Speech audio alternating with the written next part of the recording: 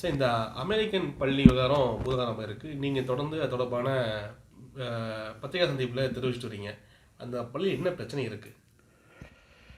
அந்த பள்ளியே பிரச்சனை தான். அதாவது அமெரிக்கன் இன்டர்நேஷ்னல் ஸ்கூல்னு அதுக்கு பேர், வேளச்சேரியில் இருக்குது.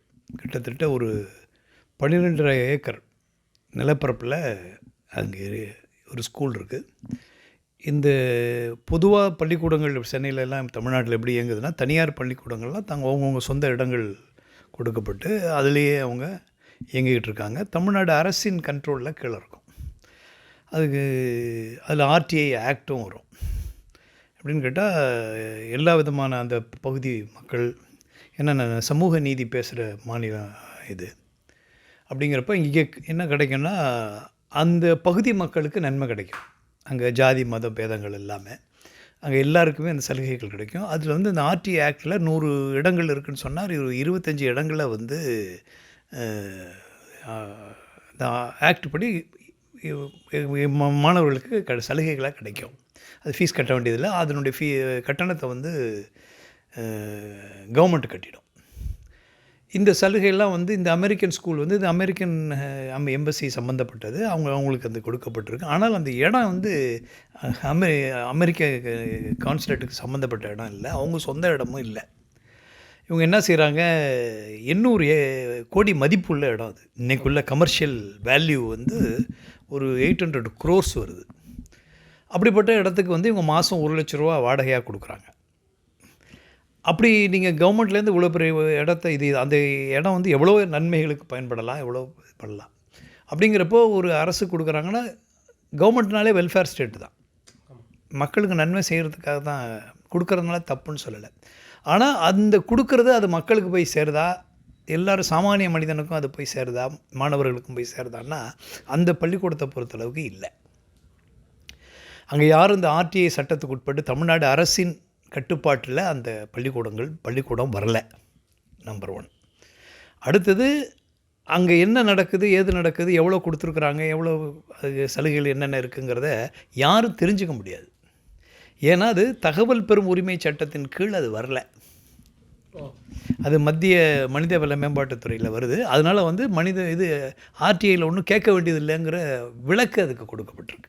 விளக்கு இருக்குது, கொடுக்கப்பட்டிருக்கு. இது அதே மாதிரி ஆர்டிஇயும் கட்டுப்படாது. ஏன்னா இது வந்து ஒரு 18 ஆண்டுகளில் சட்டம் ஆர்டிஐ உருவாக்கப்பட்டுச்சு. அப்போது செங்கோட்டையன் அவர்கள் வந்து பள்ளிக்கல்வி அமைச்சராக இருந்தார். அப்போ இந்த பிரச்சனை வந்து சட்டசபையிலே எழுப்பப்பட்டுச்சு. யார் கேள்வி கேட்டா? இப்பொழுது அமைச்சராக இருக்கக்கூடிய பிடிஆர் பழனிவேல்ராஜன் பிள்ளைகளும் அங்கே படிக்கிறாங்க. அவரே இந்த பிரச்சனையை வந்து வெளியில் எடுத்துகிட்டு வந்தார். வந்து சொன்னார். இந்த மாதிரி சொல்லும்போது அதுக்கு பள்ளி கல்வித்துறை அமைச்சராக இருந்த செங்கோட்டையன் அவர்கள், இது மாநில உரிமைகள், மாணவர்களுடைய உரிமைகள் பாதிக்கப்படுது, அதுக்கு நாங்கள் அனுமதிக்க மாட்டோம், அதுக்கான நடவடிக்கைகள் எடுப்போம் அப்படின்னு சொல்லி ஒரு சிஇஓ, சீஃப் எஜுகேஷ்னல் ஆஃபீஸருங்கிறதுல அவங்க மூலமாக ஒரு விசாரணையை வச்சாங்க. அதுவும் அப்படியே நின்று போச்சு. இது வரைக்கும் எங்களை இப்போ ஆட்சியும் மாறிடுச்சு. இப்போவும் அதை பற்றி யாருமே கண்டுக்கலை, பேசலை. ஏன்னா நாங்கள் வந்து இந்த எஜுகேஷன் ஹெல்த்துலலாம் நாங்கள் ரொம்ப கான்சன்ட்ரேட் பண்ணுறவங்க. அதனால் இந்த பிரச்சனை எங்களுக்கு தெரிய வந்தவுடனே நாங்கள் இது சம்மந்தமாக இந்த மக்கள் மத்தியில், ஏன்னா பல பேர் சொல்லியிருக்காங்க, சொன்னாலும் வந்து அது போய் அந்த எல்லையை போய் அடையலை. அதனால் இப்போ ஒரு அரசியல் கட்சியாக நாங்கள் அதை கையில் எடுத்து இன்றைக்கி அதுக்கு வந்து அது தமிழ்நாடு அரசின் கட்டுப்பாட்டில் வரணும், அது எல்லா மாணவர்களுக்கும் அந்த இடம் கிடைக்கணும்.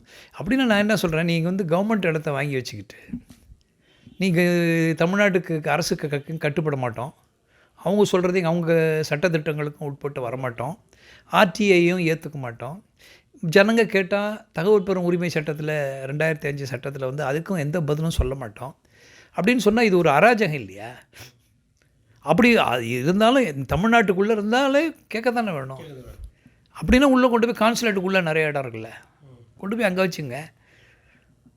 அங்கே என்ன நடக்குதுன்னு இது வரைக்கும் உலகத்துக்கு தெரியாது. அது இந்த கோயம்புத்தூரில் இருக்குது, என்னது ஈசா மையத்தோட ரகசியமான இடம் அந்த அமெரிக்கன் கான்சுலேட்டு. இல்லை, என்ன நடக்குதுன்னு யாருக்கும் தெரியாது. வெளியில் பார்த்தீங்கன்னா அவ்வளோ பெரிய காம்பவுண்டு தானே இருக்குது, மவுண்ட் ரோட்டில் தானே இருக்குது, அது ஒன்றும் தெரியாது. அது அது நமக்கு தேவையில்லாதது, புரியுதா? இருந்தாலும் நான் என்ன சொல்ல வரேன்னா, இந்த விஷயத்தை பொறுத்தளவுக்கு வேளச்சேரியில் ஒரு பப்ளிக் பிளேஸில் வச்சுக்கிட்டு தமிழ்நாடு சட்டத்திற்கு உட்படாமல் தமிழக மக்களுக்கு பயன்படாமல் நடத்துறதுங்கிறது தவறான விஷயம். இது வந்து சட்டத்துக்கு உட்பட்டு வரணுங்கிறது தான் எங்களுடைய யாராச்சும் பாதிக்கப்பட்டவங்க வச்சுருக்காங்களா? யார்? இதில் யாராச்சும் ஸ்கூலில் பாதிக்கப்பட்டவங்க, ஃபீஸ் அதிகமாக இருக்குது? ஆமாங்க, ஃபீஸ் அது சொல்லலை நான் இன்னும். ஃபீஸ் வந்து 20 லட்சம் ரூபாய் ஃபீஸ்.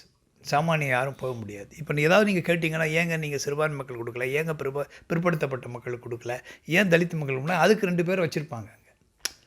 கொடுத்துரு எக்ஸாம்பிளுக்கு 2 பேரை வச்சு 20 லட்ச ரூபா கொடுத்து வசதியானவர்கள், அதில் வசதியானவர்கள் இருக்காங்கல்ல, அவங்கள வச்சு இதாக பண்ணிகிட்ருப்பாங்க. ஆக இது வந்து அதெல்லாம் இல்லை, இது வந்து எல்லாருக்கும் பயன்படணுங்கிறது தான் எங்களுடைய நோக்கம்.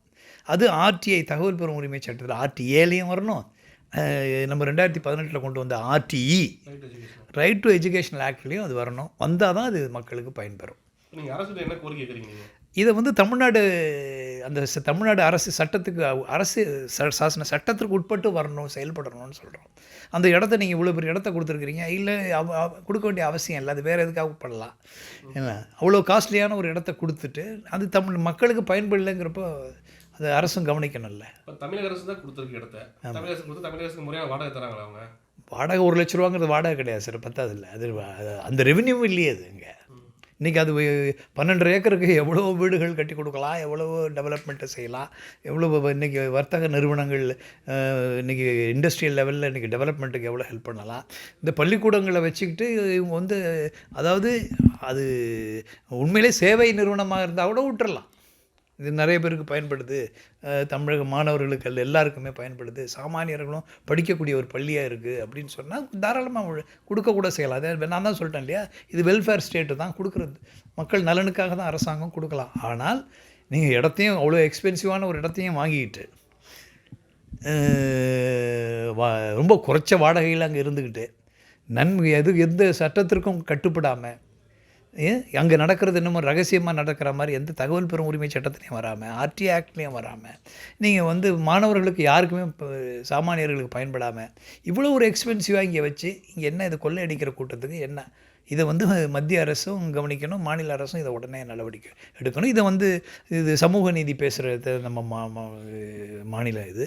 அதனால் இது வந்து எல்லாருக்கும் அந்த நீதி கிடைக்கணும். அடுத்த கட்டமாக இதை என்ன கொண்டு போறீங்க? அமைச்சர் பக்கத்து அமைச்சரோட தலைமை பள்ளிக்கல்வி அமைச்சரோட சேர்க்க போறீங்க? கண்டிப்பாக இல்லை, முதல்ல பள்ளிக்கல்வி அமைச்சரை பார்த்து பேசுவோம். இல்லை இது இன்றைக்கி மீடியா மூலமாக எல்லாம் போயிருக்குது, அவங்க என்ன பண்ணுறாங்கன்னு பார்ப்போம். இல்லைன்னா அடுத்த கட்ட இதை எடுத்து சொல்ல வேண்டிய கடமை நமக்கு. ஏன்னா நாங்கள் ஒரு எதிர்க்கட்சியாக இருந்து தான் இந்தியா கூட்டணியில் இருந்தாலும் ஒரு பொறுப்புள்ள எதிர்க்கட்சியாக நாங்கள் இதை பார்க்குறோம். இப்போ நாங்கள் வந்து எதிரி கட்சியாக பார்க்கல. அதிமுக திமுகவங்கன்னா எதிரி கட்சிகளாக பார்ப்பாங்க, ஆனால் நாங்கள் அப்படி பார்க்கல.